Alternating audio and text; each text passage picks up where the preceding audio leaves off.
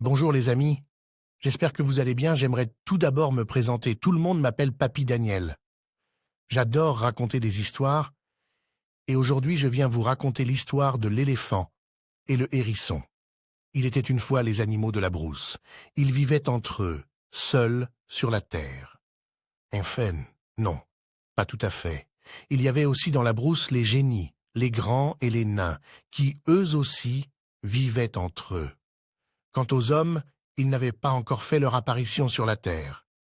À cette époque-là, lointaine, très lointaine, il n'y avait sur toute la surface de la terre qu'un seul cours d'eau, une petite rivière aux eaux salées qui appartenait au petit hérisson. Un génie nain, un Vauclonie, avait eu la gentillesse de la lui montrer. « C'est pour toi. Si quelqu'un y boit sans ta permission, la rivière disparaîtra. Si tu refuses à qui que ce soit la permission d'y boire, la rivière disparaîtra pareillement. » De nature, le petit hérisson n'est pas méchant, malgré ses piquants qui lui en donnent l'air.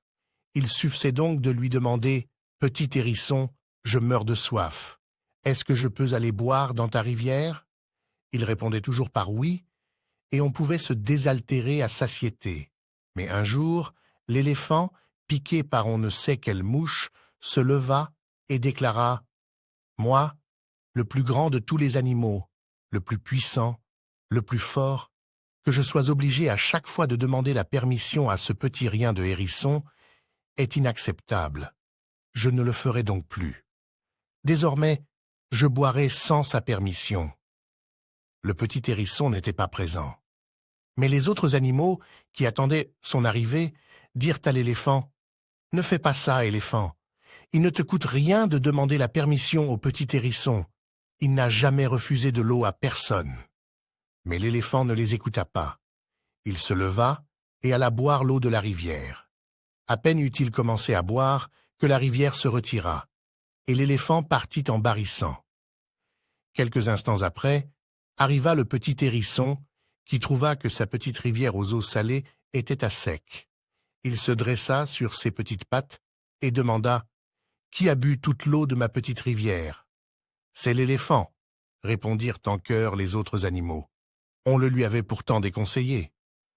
Et le petit hérisson de se dresser sur ses petites pattes et de chanter de sa voix courroucée « Ma petite rivière à moi, l'éléphant l'a vidée.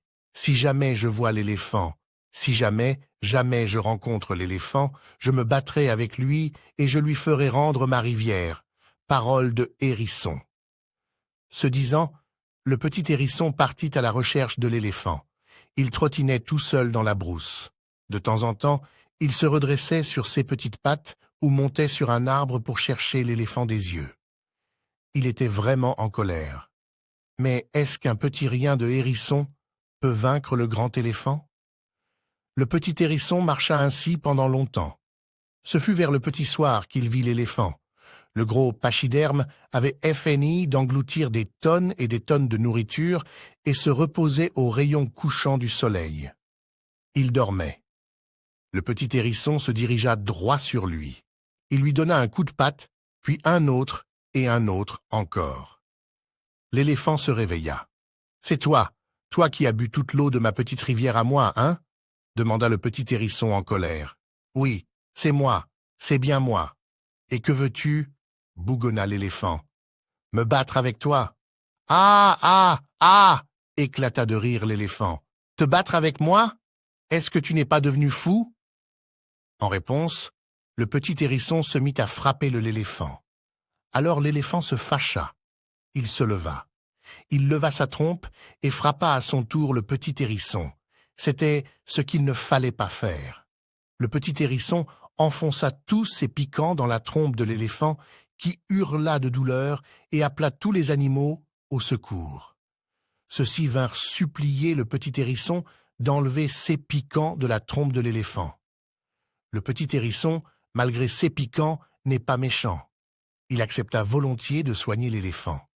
C'est depuis ce jour que l'éléphant, malgré sa force, ne s'attaque jamais aux plus petits que lui.